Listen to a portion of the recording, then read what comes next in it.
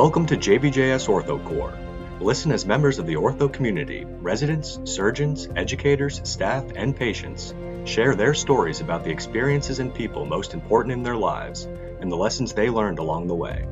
OrthoCorps is an audio archive inspired by StoryCorps and independently organized by the Journal of Bone and Joint Surgery.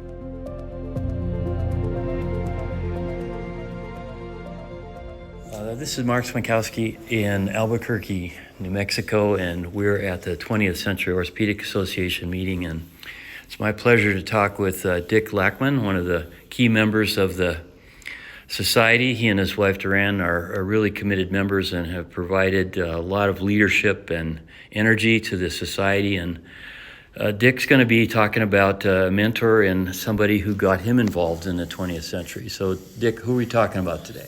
Dr. Bruce Heppenstall. Yeah, and tell us about Bruce. So I was a medical student at Penn. I met him. He was a pretty prominent attending there, obviously. He was a great student advocate and a lot of fun to work with. It's kind of interesting because he was usually successful both clinically and in terms of his research, which isn't all that common of a combination in orthopedics. Right. So he was really a notable orthopedic traumatologist before the topic even existed, really. Right. And he also won a Kappa Delta Award for his work on the whole physiology of compartment syndromes. Right. So he was usually successful in both realms. He was a wonderful, nice, sort of happy person and a great mentor. So I got to know him a bit as a medical student at Penn, and then much more while I was a resident at Penn. Right. And then I worked with him a lot, and he taught me a whole lot surgically and in terms of patient, judgment and whatnot. And it was just always a wonderful, happy guy to deal with. Right. So when I eventually got back to Penn, I guess about 20 years after finishing there. And where had you gone in the interim? So I was actually the first orthopedic tumor surgeon between New York and Washington. So I started at Jefferson. I was there for 13 years. I was at Hahnemann for 4, and then at Penn for 12 before moving to Cooper. Okay. So in Philadelphia, you can move your job and not your family, which is pretty nice. Yeah. So when I went back I went back to Penn at the end of 1999. And then 6 months later, I went back as just a chief of orthopedic oncology. And then 6 months later, I became interim chair of the department and then regular chair. So I was chair from 2000, I was chair and residency director from 2000 to 2010. And so the first thing I did when I got back there really was make Bruce the vice chair. Because he had been a significant leader in the department, but had sort of been a little bit bypassed in terms of leadership responsibility and whatnot. But he was a tremendous department advocate. He loved the department. He was loved by the other faculty. He was certainly he set this huge example of how you could be successful in both realms, in research and clinical care. Right.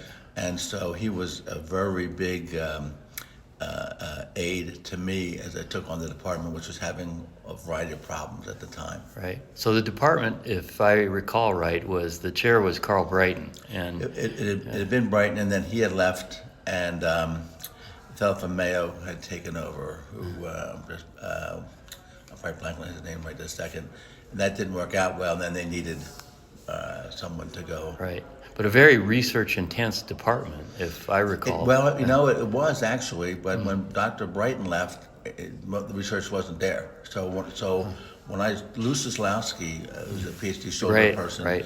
So when I got there as chair, the annual research budget was about $500,000 a year.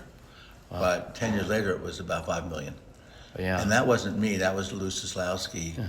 Who I just let him do his thing. He was usually capable. I kind of kept out of his way and supported him to the extent that I could, and he just took off and did it. Was usually successful, like reestablishing the research tradition there. Right, and he's still very, very active. We see a lot of submissions from this group at JBJS. Yeah. So.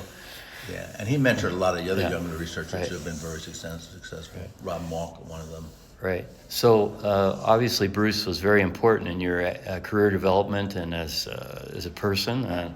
So how did the topic of the 20th Century Orthopaedic Association come up? Bruce was a really avid supporter of 20th century, and he was he never missed a party. Yeah. So he was a very sociable guy. So and he and I had this nice significant long-term relationship. So when I became chair, I thought, gee, that's a good opportunity for Dick to get involved in this. And so he was kind enough to sponsor me, and then I came in at the meeting in Brainerd, maybe 2004 or something like that. I think it was 2007. Was it 7? Yeah. Okay, it was 7. So I've been a member since 2007. Yeah. And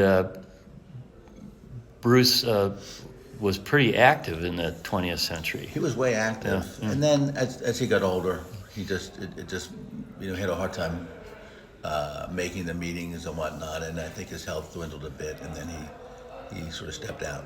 Yeah, got it. But he was always a very active supporter, for sure. He was really enthusiastic about the group. Right.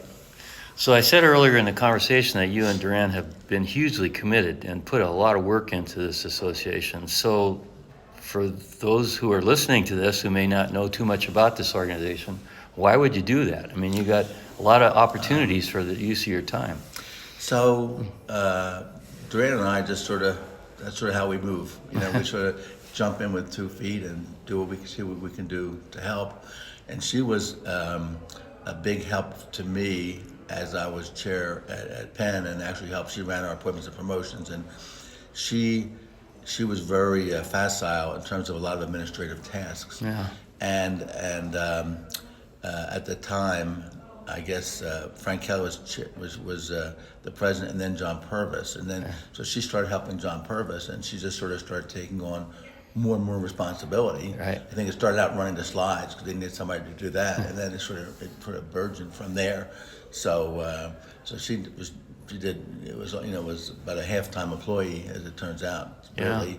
And then that sort of got to be a bit much. So then this is the first year we've hired a specific administrator to take over a lot of that. Yeah.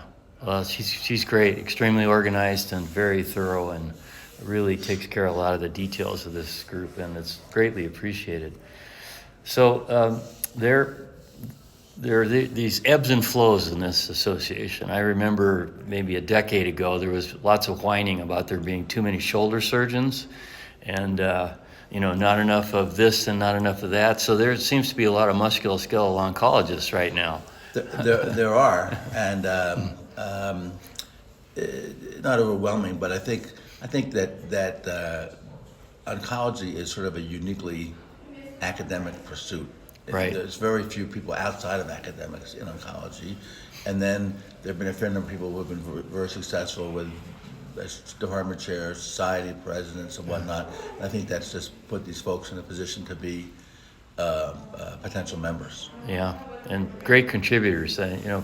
Frank Sim seems to give a paper at every meeting, and it's just usually awesome stuff with huge surgeries and very creative. Frank is the opposite of anything resembling burnout. Yeah. He is, and when I was at Mayo for my fellowship, he was a double. He was a double faculty person. So everybody else had one secretary and like one OR. Yeah. He had 2 secretaries and 2 ORs. Yeah, he was actually he would just do huge numbers of cases and did them tremendously. And he did tumors, he did sports, he did joints. I mean, Frank is unbelievable. He's just a tremendous surgeon, wonderful, nice person, great mentor. Still extremely energetic. That's Frank. He'll be that way forever. Yeah, that's great. Yeah. Well, I think it's a wonderful opportunity to be a part of this group, and I hope that the members listening to it will really be able to, the members in the future listening to these recordings will be able to understand what it was like for several of the key members as the years have gone on since the 50s. And I really hope that these audio histories will help to preserve the origins of this group and some of the key members. And thanks to you, now we've got a nice bit of oral history on Bruce Heppenstall. So thanks, Dick, and enjoy the rest of the meeting. Thanks, Mark. Thanks so much. Yeah.